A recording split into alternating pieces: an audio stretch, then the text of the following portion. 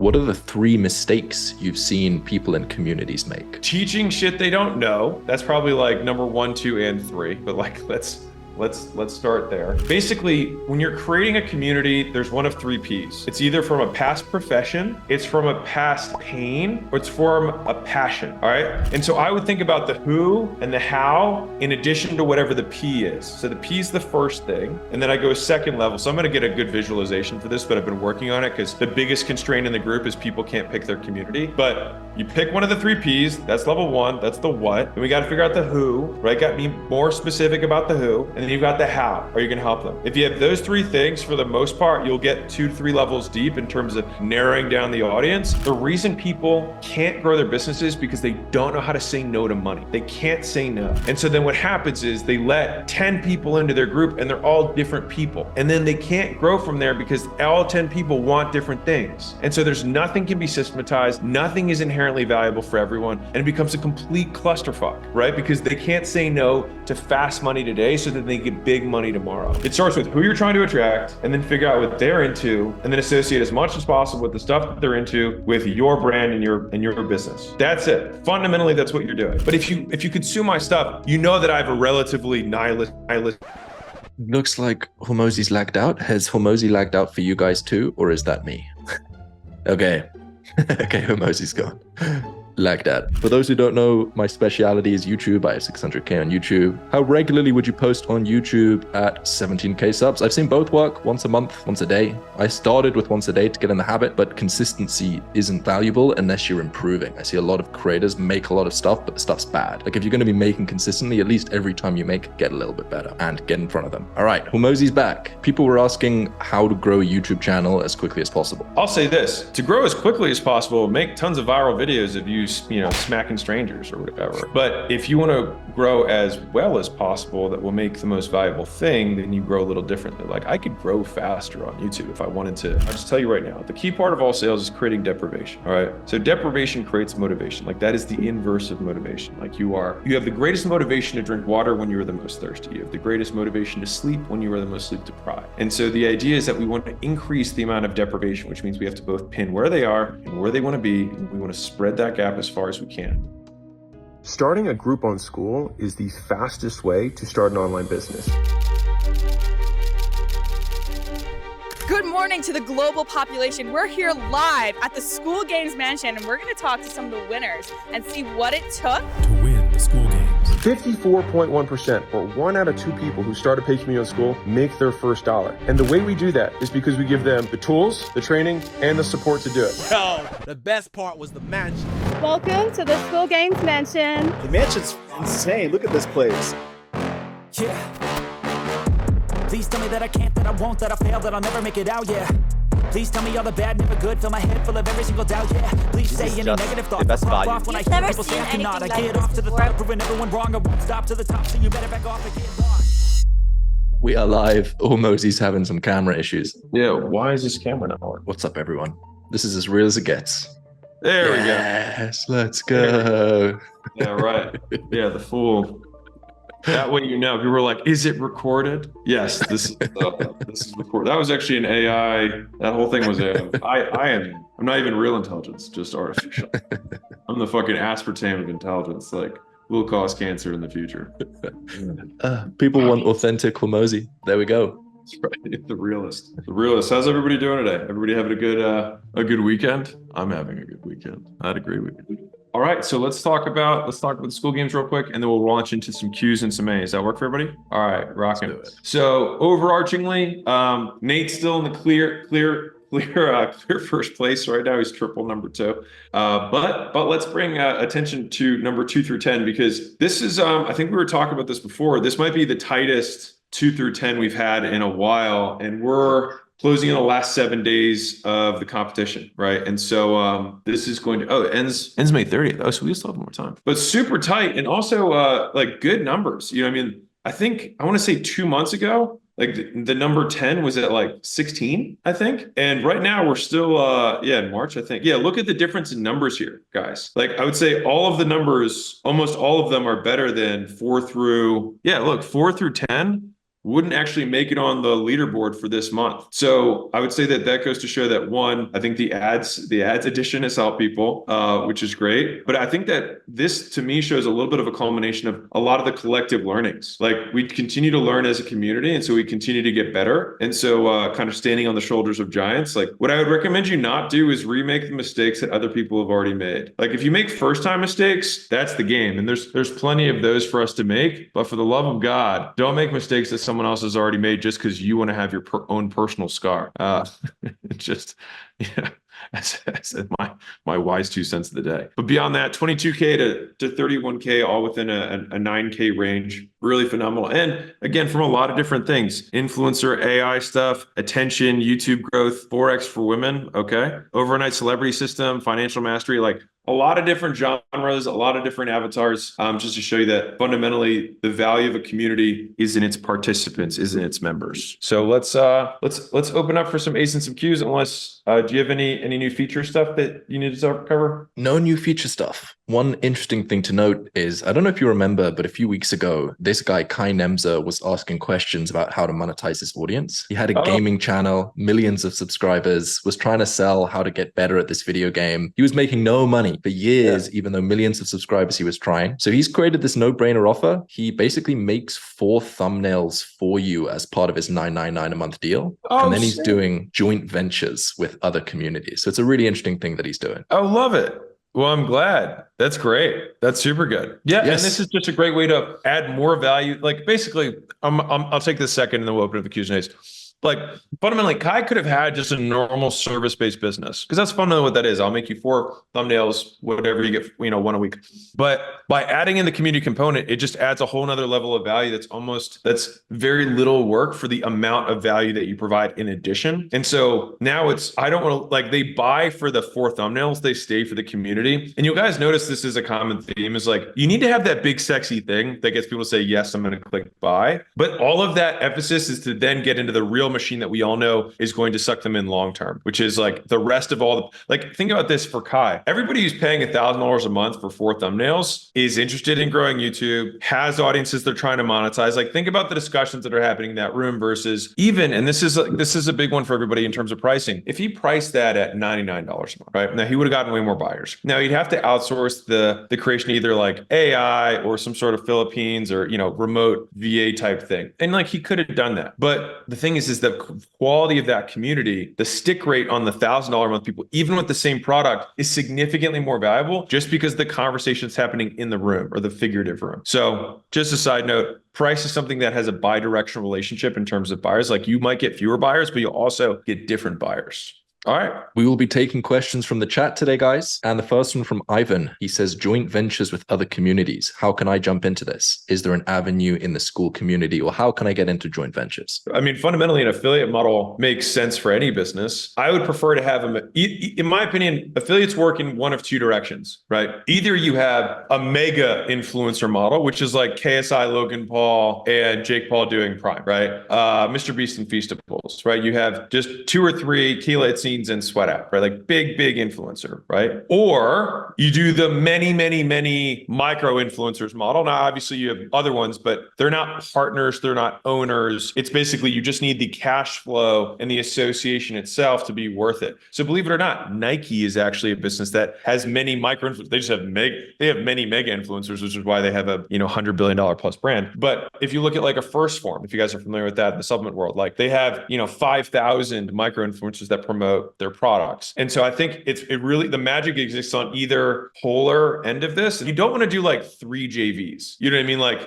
or rather, you don't want to do like 10. You're either doing like 100 or you're doing 2 or 1 that matter a lot. And so that's kind of like how I would think about it, is like, I'm either building this model so that I can get, 10 a month onboarded, or I'm building it so that I have 1 for life. Broader question from Robbie. What are the 3 mistakes you've seen people in communities make? Teaching shit they don't know. That's probably like number 1, 2, and 3. But like, let's let's start there. Number 2 is not going narrow enough. And so I think that's where you need to chunk down more, or sorry, yeah, just chunk down, get a little bit narrower. I'm going to come out with a training on this, but I'm going to give you like the pre-working. So this might be like a 2-minute segment, but I think you guys will like it. And so basically when you're creating a community, there's one of 3 P's. It's either from a past profession, it's from a past pain, or it's from a passion. All right. So it's something that you did and got paid for already in your job. So you are an accountant. Well, great. You have a skill and you've already traded it for money. Phenomenal. Well, then guess what? You can build a community around that. It's a past pain. This is a mom who has kids who have food allergies and she figured out how to work around their lives. And so that's a pain that you've overcome and that you've experienced and you can help other people get through that. Or there's a passion. This is an interest that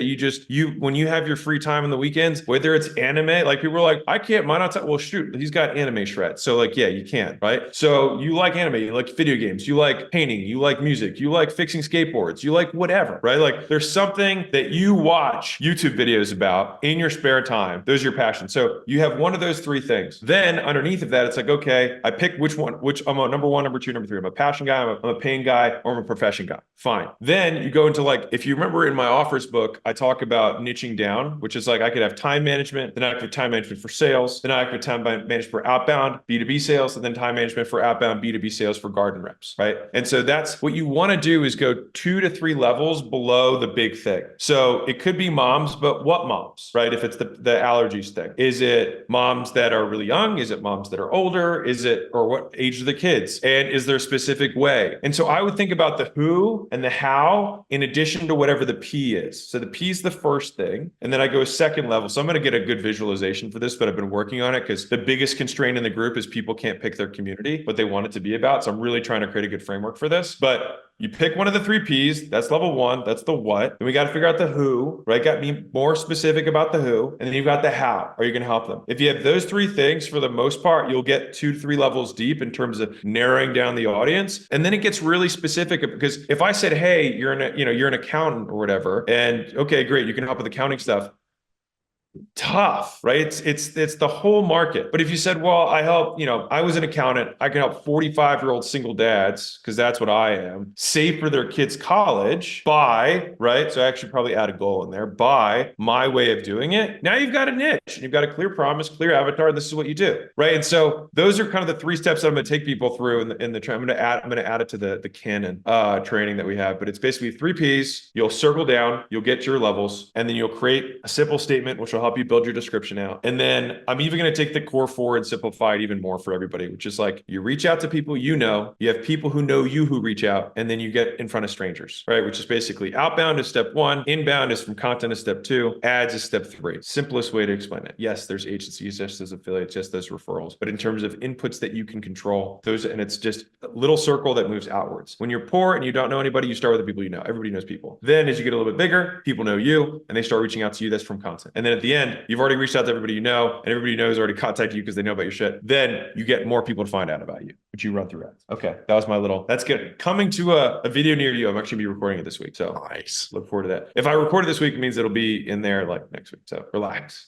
All right. Sorry. Go ahead. Next question, Ryan Parks. Is it better to go for a more niche, potentially more valuable market or a larger market? Yeah, go niche. I mean, I'll just say that. Go niche to start. Like the reason to get out of a niche is that you've literally exhausted the niche. That's like you either have exhausted the niche or the size of your evidence or the size of your proof is bigger than the niche. That's probably my 2 reasons. Sort of like to get your first 1,000 customers, you need to get your first 100. To get your first 100, you need your first 10. Yeah. I like to think the hypothetical, like if you only had to help that single dad who, balances budget using, your fucking credit card method or whatever, and also pay for his kid's college or save up for his kid's college. Like if you had a room full of those dads, would you be stoked? Well, then you want to think about what that room is full of and try to be as specific as possible of who you want there. And that's what you build. Thing is this doesn't stop. The reason people can't grow their businesses because they don't know how to say no to money. They can't say no. And so then what happens is they let 10 people into their group and they're they're all different people. And then they can't grow from there because all 10 people want different things. And so there's nothing can be systematized. Nothing is inherently valuable for everyone. And it becomes a complete clusterfuck, right? Because they can't say no to fast money today so that they get big money tomorrow. Like the only reason niches, quote, don't work for people is because they're not patient enough to say, hey, you're a mom and you want to save money for your kids' tuition. Well, I'm not there right now. Like it would be weird for my community to have moms, and we've got like a good vibe with dads here because there's other things that dads talk about. Now, if it's just single parents and you decide to chunk out, that's your strategic decision. But you'd have to have a really strong argument for, wait, have we tapped all single dads? No. Have we gotten close to it? No. Okay. Well then, will we sacrifice in conversion and LTV? Fundamentally, this is what the trade-off is. Do I sacrifice in conversion and LTV per customer by making it bisexual?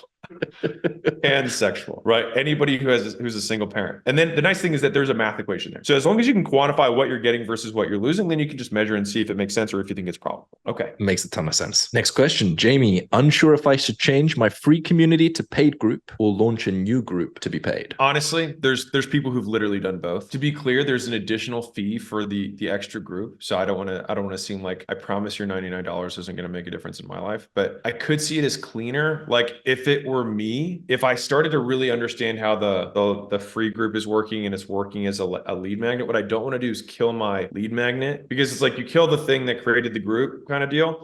This is me just purely talking for myself from the hip. I probably wouldn't end up creating a second group if it were me, because there's also mystery here and people are here talking about there. Like I kind of like that from a curiosity perspective, but it would be at additional costs. And so I balance it, assuming you're pricing appropriately, it should more than pay for itself.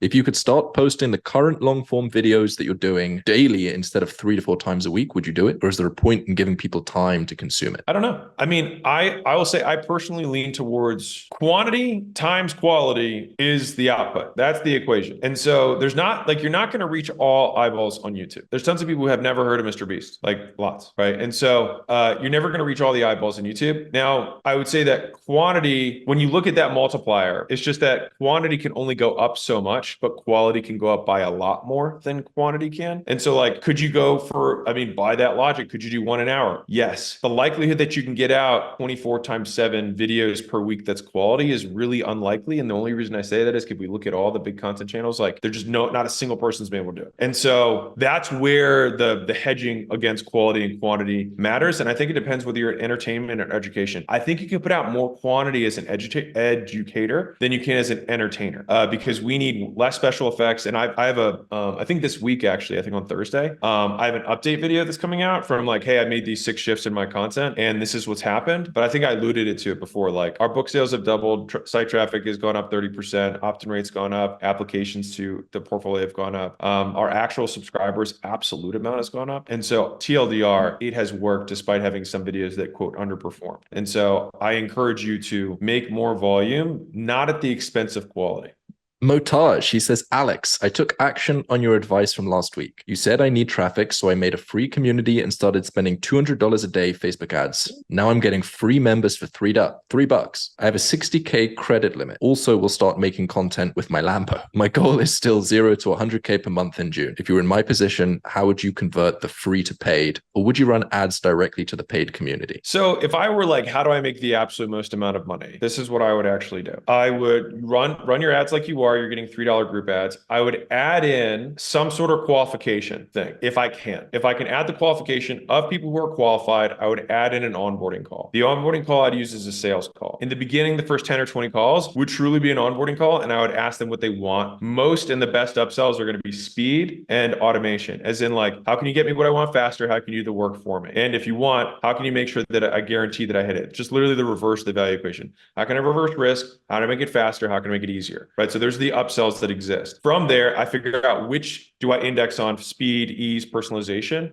risk for the people. And then that becomes my upsell that on the next ones that I get on the phone with, I talk to qualified customers, I ask them what they wanted. And then on my next calls, I give them exactly what they wanted. And I sell that into a paid community that I could do over the phone. That's how I would, if I had to make the most amount of money, that's what I would do. I would also, now that you have that community, you can also DM message any of those people because you're the host and say, hey, I'm doing some research on this. By the way, one of the easiest ways to make a sale is ask them what they want, they tell you, and then go back to them and say, hey, I've got that thing. Can I tell you about it? And then they hop back on the phone. You literally outline exactly what they wanted, and then you can sell them into it. Nice. So that's if I wanted to milk as much out of that group and that strategy as I could. I'll just recap it. Ads to group, segment for quality, onboard to find out what they want, speed, risk reduction, or personalization / making it easy. Then I'd go make that thing, then go back to those people, offer it to them. And then for everybody else going forward, I get on the phone for that onboarding call and offer them the main offer and sell them into the paid community. Love it. Alexander Joyal or Joyal. I teach music production online, but also love teaching about philosophy, psychology, and spirituality. Do you think it would be too niche to combine both subjects and go for the trippy hippie music production dude? I don't think it's that. I mean, to be candid with you,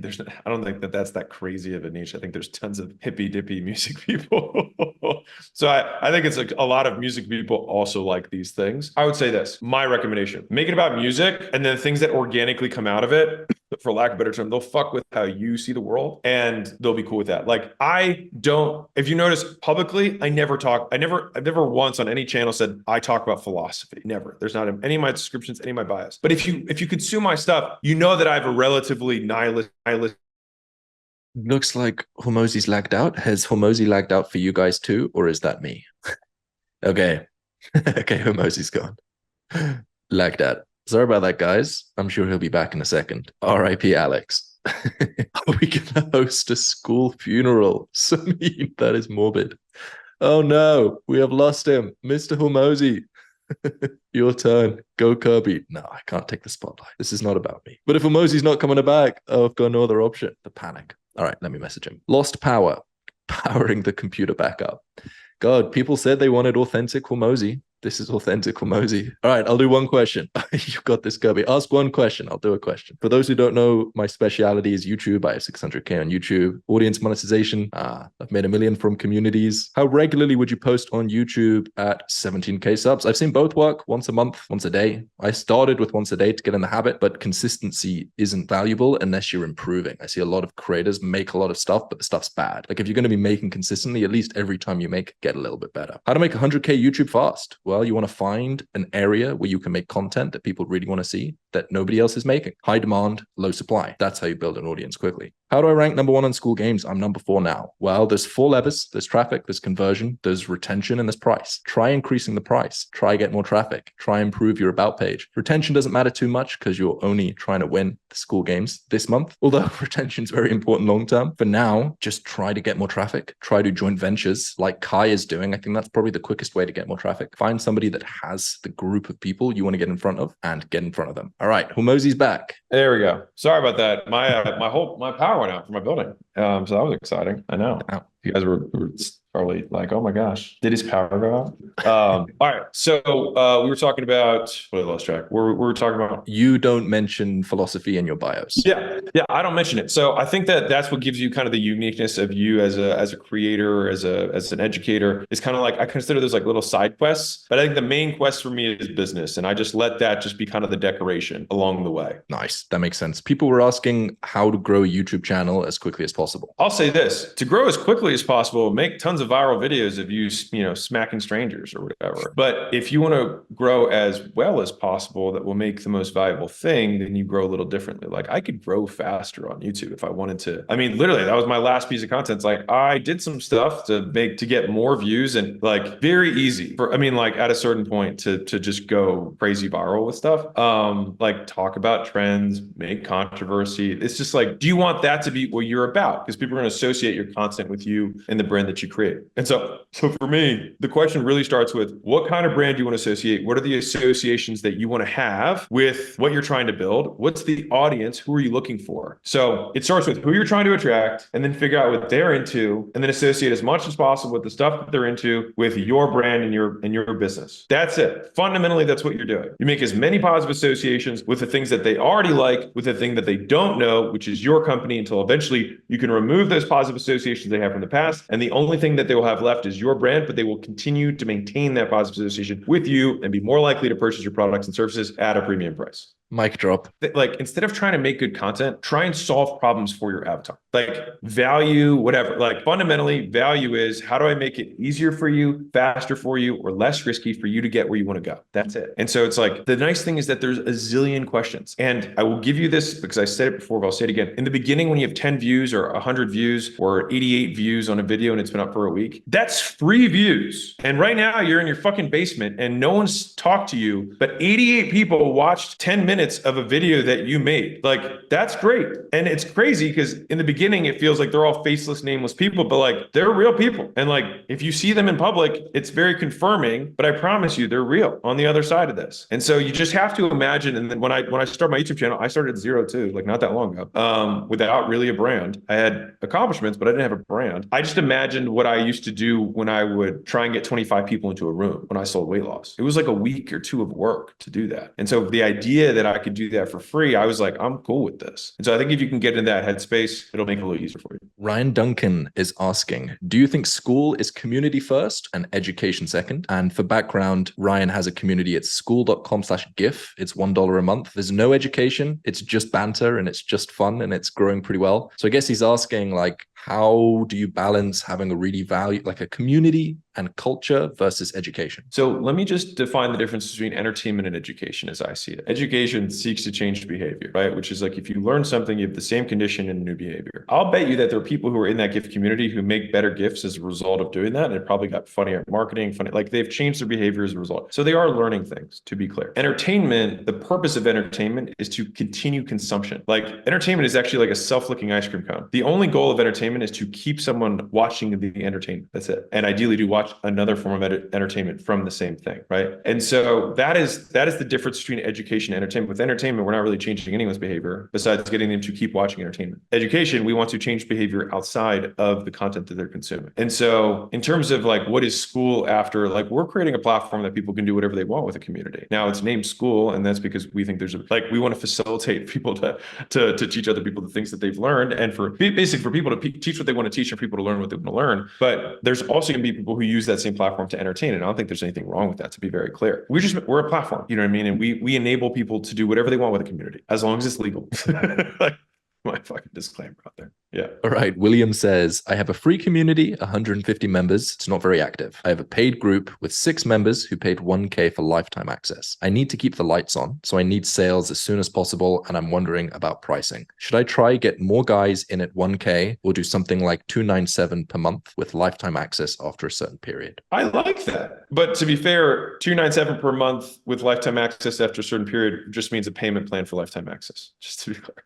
That being said, one is, if your current version is 1K for lifetime access, then you might as well do like a 4-pay of $297 per month, and then it goes into lifetime access. But the nice thing is there's a math equation for this, which is just what's churn. So price divided by churn is LTV. All right. So that means that if it's $100 a month and you have 10% churn, then $100 divided by 10%, which is $1,000, is LTV, which means the average person stays for 10 months. All right. And so if you offered, let's say you're like $100 a month was the price point. If you offered your lifetime access for any less than $1,000, you would be losing money. You'd also be losing money in 2 ways. One, because the LTV is literally lower. But the second way is you'll get a hell of a lot more people to pay $100 a month than you will to get someone to pay $1,000 up front. And so you'd have 2 negative trade-offs there. And so fundamentally, like, all right, I'm going to go on a little rant on this. It's a little segue, but I think it'll be important for everybody. The reason that continuity as a business model is a business model that attracts many people is that you can get the LTV of a high ticket purchase, but you get the conversion rate of a low ticket purchase when done right. If done poorly, you get neither.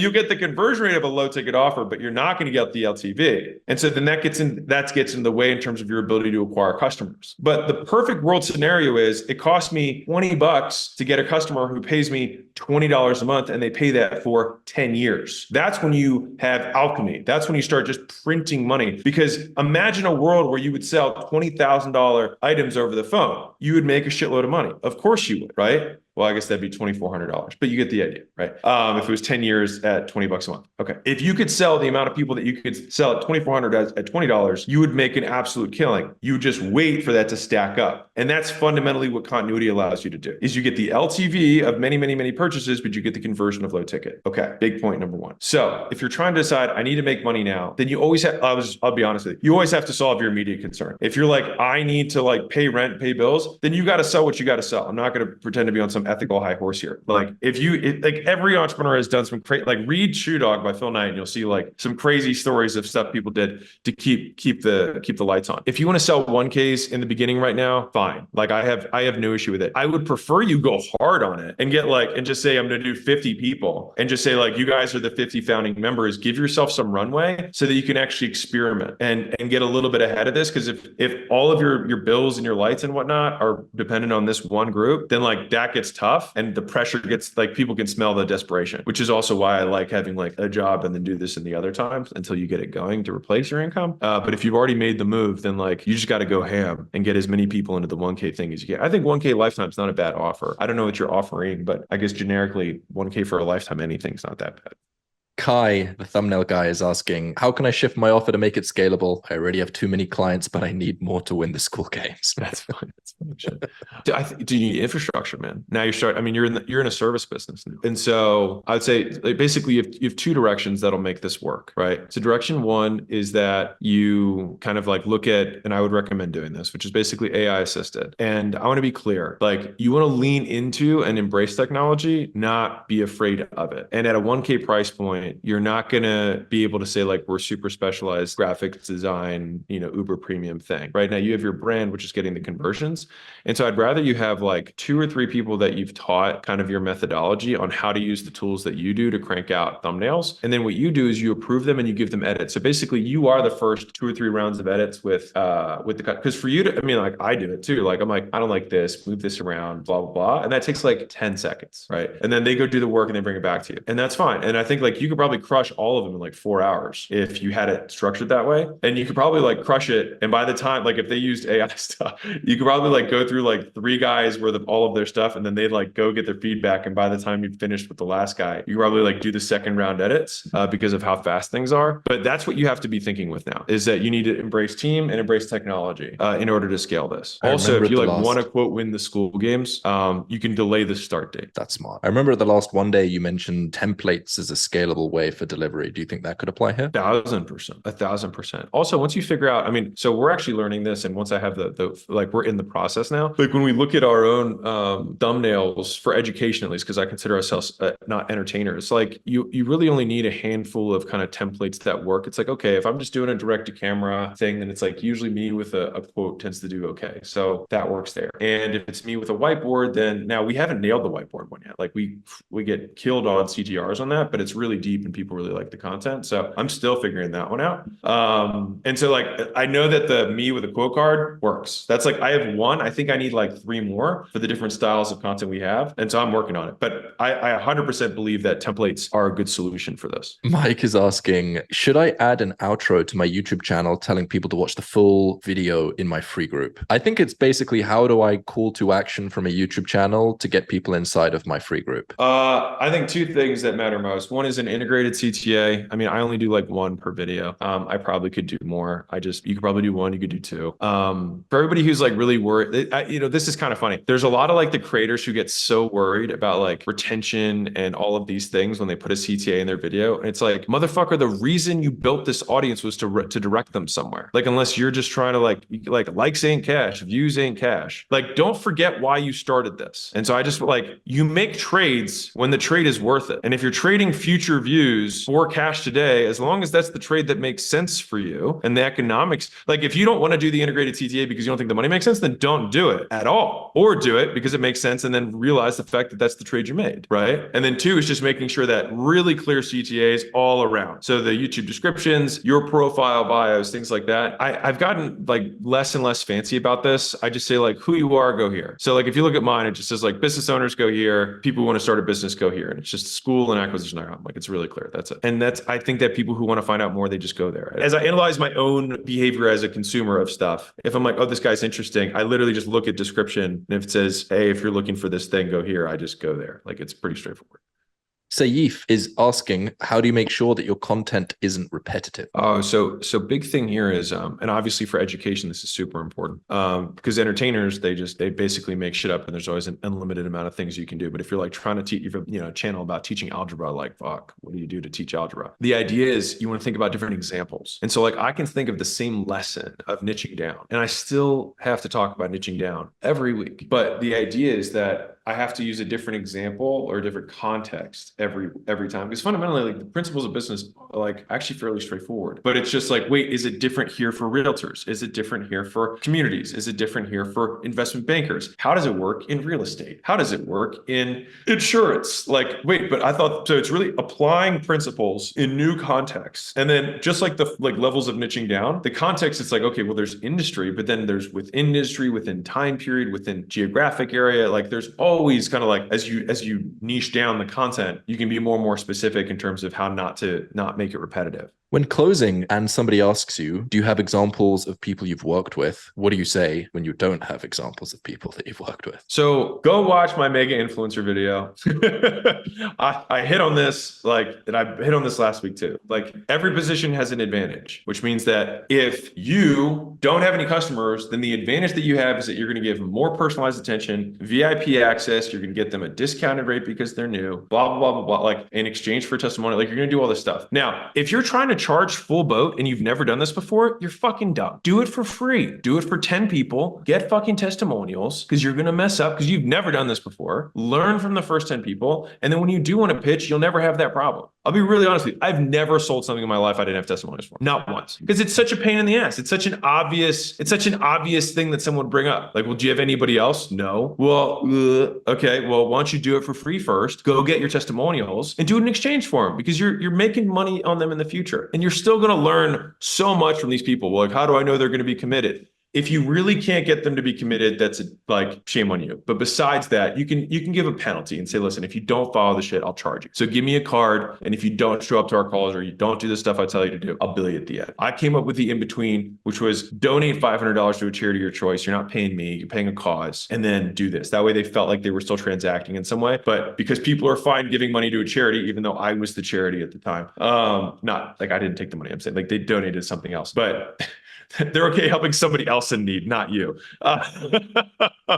Do that. I think you won't have any issues. Chris Tram is saying, is it better to create brand around your name or to make up another brand name so it's not tied to you personally? I mean, much easier to build a personal brand. The thing is I think about this as like the goose and the eggs, which is like Logan Paul is never going to sell Logan Paul. Mr. Beast is not, well, Mr. Beast has done raise money, so that's a different question. But like most people aren't going, like Elon doesn't sell Elon, right? He has vehicles, he has companies underneath of him. So he builds his brand, and then over time, the product, if it gets bigger than you, becomes a more important, more powerful brand. Microsoft is still bigger than Bill Gates. Like that's what people like. Amazon's bigger than Jeff Bezos in terms of brand. And so like if you start with a personal brand, that's fine. But the way that you get the thing to be bigger than you is that it becomes bigger than you. And that means that other people get involved with it and the product itself is great. If people only buy because of you and they don't buy again because of the product, then it will never grow past you. If they buy first because of you and they keep buying because of the product, it will surpass you, which is the goal. Love it.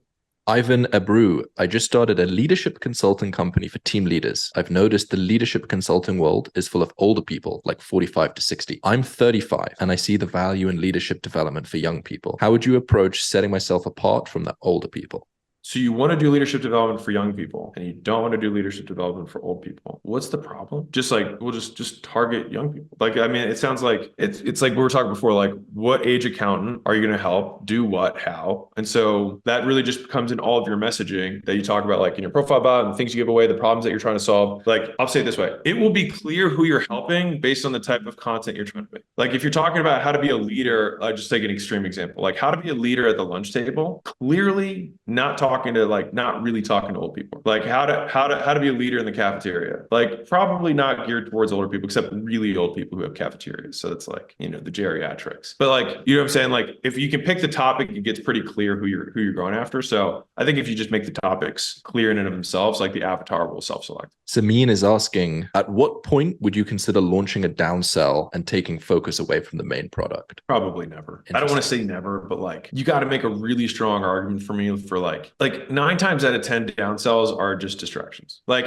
I think I could get 10% of people to buy something that's 1/10 the price of my main thing. And I'm like, so you want to add 1% of your revenue? Why are we having this conversation? And that's honestly, that's like 9 times out of 10. That's what it is. It's like, I feel like I'm leaving money on the table. It's like, motherfucker, you're always leaving money on the table. Anything that you don't sell that people buy, you're leaving money on the table for. But you're making a trade on purpose to sell more of the one thing that you are very good at selling, that has the best margin, has the economics that you already thought about, that you just need to think more of. So it's like, okay, I could collect 1% more revenue by getting 10% of people to buy something that's 10% of the price of my current product, or I could take all that effort and just see if I could just get more than 1% more sales on my main thing. And I'll bet you, if you keep always looking at that calculus, you're almost always able to get more than 1% more sales on your main. Yep. All right, Stefan, how to narrow down if you can't decide what niche to go with? Weight loss, for example. Who, how, those are 2 easy ones. If you already know, like you're going weight loss, fine. Who and how. And again, you can be very specific about the who, very specific about the how. So I think about it in terms of psychographics, geographics, demographics. For who, which is where do they live? Demographics, what do they look like? Psychographics, what do they believe in? What do they find valuable? So those are the who questions. The how questions is it going to be around, you know, counting calories? Is it going to be around, you know, foods with a certain color? Is it going to be around putting food in boxes? Is it going to be, you know, doing macros? Is it going to be, you know, the zone diet with 30, 30, 40 in terms of percentages? Is it going to be, there is no magic, you're just going to weigh yourself every day? Is it going to be like, there's like, just, you have to explain the how. And usually how is how to yay without boo, how to good without bad, how to do more of the thing you like without the thing you hate. I wonder if his question, there's some fear or something he has around narrowing down. It sounds as if he knows the technique. He's just scared to niche down.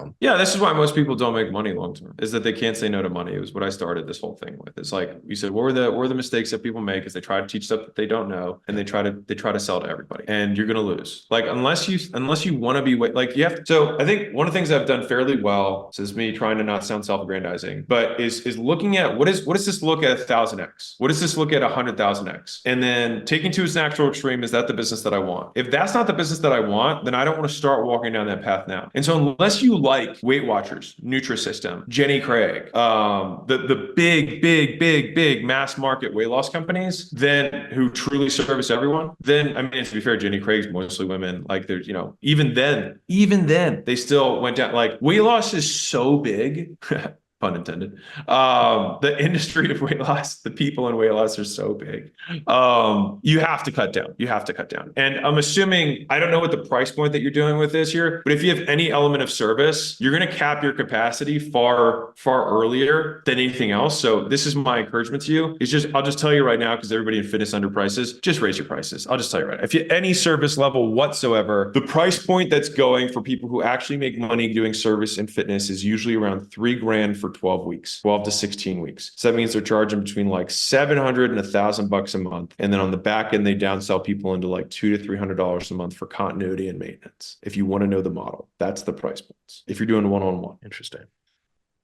That makes sense. All right, Luke, what would you do if a big part of your target market is an older audience that isn't on social media? They may not even use email. Do I do paper newsletters or in-person events? These are the geriatrics you were talking about. Yeah. What did he say about in-person events or paper letters? He's wondering if he should use those marketing strategies because they may not be on social media. Yeah, no shit. Yeah. You advertise where your people are. 100%, man. Now you're going to be getting into the old school game. So this is funny because a lot of young kids make fun of the old geezers who, by the way, were young kids, 20 years ago, 30 years ago too, and they were making fun of their old geezers for using telegraphs or whatever the fuck they used. But the thing is that like the guys who are still in the game who are playing there, like they're fucking good because they've been practicing on there for a very long time. And so they know all the tricks of the trade. And the guys who evolved came to social media simply because the cost per impression is lower. That's all it is. But I guess honestly, if I were to zoom all the way out, I'd be like, why are you serving this audience that you don't even know how to reach? would be my honestly my main question. Yeah, that would be my big one, because most traditional advertising methodologies are more costly. That's why people switch to social media and things like that. But absolutely, I mean, that's what direct mail and newspaper ads, there's guys who still crush that. I had a company out here the other day who's doing 20 million a year as an accounting firm just in Ohio, and he just sends direct mail pieces to business owners, and he does accounting services for business owners. Very boring, simple business, runs 50% margins, happy guy, has a pretty chill life. But there's all these businesses that people forget about that exist, but they absolutely go to highly qualified customers. But LTV for a customer for him might be 100 grand, and so he doesn't give a shit if it costs him 5 grand to acquire a customer. So just in terms of understanding what you're looking for, if you're going to traditional media, you usually need to have really high LTV, and I would not go into that game not knowing my LTV already. So TLDR, if you've never advertised on those platforms and you don't have LTV set up, you are going to lose money. I would rather you go to an avatar you understand how to acquire and have LTV existing for. Erdin C, his question is, what are the most important steps in diagnostic sales from your latest video? Honestly, I think the steps I put in the video, those are the steps that you follow. Bear in mind, he's asked this question maybe 5 or 6 times. So the key part of all sales, I'll just tell you right now, the key part of all sales is creating deprivation. All right. So deprivation creates motivation. That is the inverse of motivation. You are, you have the greatest motivation to drink water when you are the most thirsty. You have the greatest motivation to sleep when you are the most sleep deprived. And so the idea is that we want to increase the amount of deprivation, which means we have to both pin where they are and where they want to be. And we want to spread that gap as far as we can. And so whatever ways you can do that visually, experientially, some of the one of the most effective sales scripts we had in weight loss was when someone's on the phone, we said, hey, do me a favor, grab the fat you have. Is it on the phone, you hear people rustling around.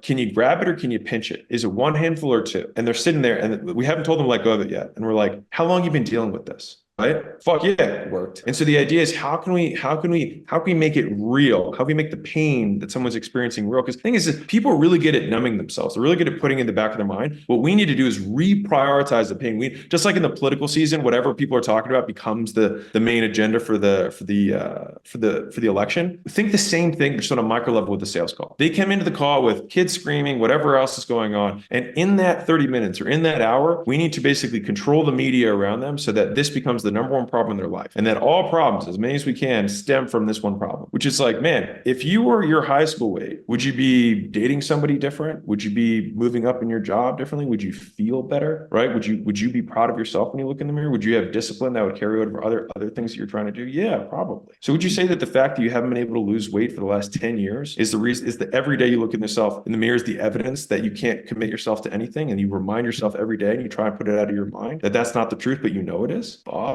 if we solve that, how much would that be worth to you? Okay, good news, your whole house, but it's going to be way less than that. So then we go into the sale, right? And so the idea is that the key of any sale is just simply being able to articulate the gap. That's it. And so the reason the diagnostic works well is and any sales, we pin where they're at, we pin where they want to go, and diagnostic simply has an element of selling to that goal. That's why I call it diagnostic. The other type of sale, which I call is kind of like product-driven sales, that you try and funnel everybody into one solution. And so typically if you have a front end and a back end offer, usually the front end is productized, and you try and say no matter what you do, this thing is a catch-all, whether you're a real estate agent, whether you're blah, blah, blah, blah, blah, blah. If I sell the book, I can say any business needs a better offer, right? I'm going to try and funnel everything into you need a better offer, right? On the flip side with the diagnostic sale, what you do with services, which really only works with services, you can basically cater and sell to the end result. And that allows you to price based on value more closely than any other selling process that I'm aware of. That sales tip is the best sales tip I've heard in a long time. Oh, thanks. Maybe I'll write a book on sales. Someone was asking in the chat, when's the $100 million sales coming? Someday. All right, Jade is saying, what is your advice for those of us who have a long track record of success in a niche that we love, but is super saturated? For example, making money online. I mean, if you have a ton of records of success, then I actually don't even understand what the problem is. If you're really good at making money online, then be good at making money online. I'm just being super real. And hopefully, you don't take that in a butthurt way. But if you have a record of success doing it, then do it. If you have a lot of people you've helped do it, then use those case studies. And basically, I just don't understand the problem. Either you don't know how to get customers, in which case don't claim that, or you don't know how to get results, in which case also don't claim that. Basically, you need to be honest and figure out what your actual problem is, unless the question was worded really vaguely. If it's I'm really good at helping people make websites, websites, then fine. Then it's like, okay, I'm really good at helping, people make websites, but I don't know how to sell websites to people. Okay, well then like we can work on that. But I just have to get really clear because you basically, you should the output and the problem, which are the same thing. I'm good at making money, but I'm struggling at making money. Yep. All right, Stefan is saying, if you're I'm getting your follow-up, Jade. We'll see here. Question in reference to a comment you made before. I didn't say I had a problem. I'm just curious what your advice would be based on the previous chat. Okay. Stefan is saying, if he is just beginning, this is you. If Alex is just beginning and testing different niches for different audiences, but nothing is showing success, what would you do? Keep testing. I mean, honestly. And so, I mean, fundamentally, if you're testing different niches, I'd say differently. I would probably pick the niche that I want to help and then be testing different offers to that niche more than I would be changing my niche. Mm-hmm. Like that's just for everybody who's here. Like changing who you want to serve is wild. You know what I mean? Like I want to serve business owners. Actually, I want to serve 80-year-old moms. Actually, I want to serve teenage boys. Like, whoa, like that's jarring. So I think get clear on who you want to serve, basically who you want to help do what and how. And then all you have to do is wrap the offer around it. That's it. There we go. Hopefully I didn't get you all upset about this. All right, like if you asked a question, I was trying to get a question rather than thoughts about like making money online. Like that, yes, I think that you need to differentiate. The way that you differentiate nowadays is by providing value in advance. The way you do that is you make content, you make free shit better than everyone else does. And you prove that you're better than everyone else by providing more value than everyone else does for a fee, which is literally what I do. And so that's what you do, is you provide more than everyone else does and you do it for free. And then people pay you because they're like, holy shit, if this is her free stuff, I can imagine what her paid stuff is.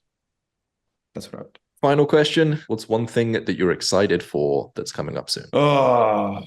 Honestly, my little niche training thing for you guys. Hopefully nice. I think I'm actually kind of pumped for that. I think it'll help a lot of people out. That's probably that's like on my horizon. And then I would say that's for you guys. For me personally, I'm pretty sure that I've cracked a tiny thing with content that'll be pretty significant. It'll probably take me another like month or two. But if you saw the last video that did 1 million like last week for me, I think there'll be more things like that. I'll just put it that way. So I think that was working off a different strategy that we're thinking through about how do we keep it really deep education and a different kind of style of packaging and kind of production. And so I'm actually having, this is the first time in a long time that I've had fun making content again, because now I'm like, I just only want to talk about business. And so that's like a lot of fun for me because I only like talking about business. People are like, make some relationship shit, make some fitness. Like, I don't talk about fitness stuff because like I've been doing it for 20 something years. Like it's so old for me. And relationship stuff, everybody who has a relationship feels like they have an opinion about it, and there's no relationship billionaire, so you can never have authority in the space. And I hate it, right? And so I made a couple pieces there and I regret it. And so I might end up deleting them, who knows? But business is objective. There's math behind everything. And I love it. It's what I think about. It's what I draw about. It's what I write about. It's what I make all this stuff for. And I hope it helps people. So anyways, I'm very amped about that. So that's what I'm most excited about. But I think you guys will benefit from the niche thing. 100%. Thank you so much, Evan, for showing up. Thanks, Alex. Appreciate you guys. Later. Listen, if we get 1 out of 2 paid communities to make money, most people don't have organic audiences. So we had to figure it out or no one would stay on Skool, but we have. And that's why we have tens of thousands of groups on Skool right now. And as much as I'd like to think people love me, people stay because they make money. And we'll show you exactly how they did it. And also, just to make sure you don't get stuck on any step, I answer questions every single week. And so now's the best time to get started. So if that sounds at all interesting, the best part is you can start a community of your own absolutely free. Worst case, start for free, you decide to quit, and then you can take all the training that other people charge thousands of dollars for with you for free. Best case, you take a zero risk move and build an online business that could change your life forever. And to be clear, I'm not asking you to decide yes or no today. I'm asking you to make an informed decision. That's it. And the only way you can do that is on the inside, not on the outside. So get inside and see if everything that we say is true and valuable to you. And if you get in and decide it's not for you, no sweat. But you can't truly make an informed decision right now for the same reason you don't buy a house without looking inside of it first, or test drive a car before buying it. So this is a guaranteed risk-free test drive. And the only reason you can make an offer that strong is because you're confident that what you have is the real deal. And I'm fairly confident that when you sign up by hitting the button below, you're getting exactly what you need to start your online business. So you might as well give it a shot. The only other guarantee is that if you don't take this shot, you'll stay right where you are right now. But if you take action, you could be the next one coming out to Vegas celebrating how quickly you built an online business with consistent monthly recurring revenue and driving away in a Cybertruck or with 100 grand in cash in your pocket. Pretty neat. So click the button below, join us in the Skool Games. I take calls every Monday, hop on and be sure to let me know you're new. I'll see you on the other side.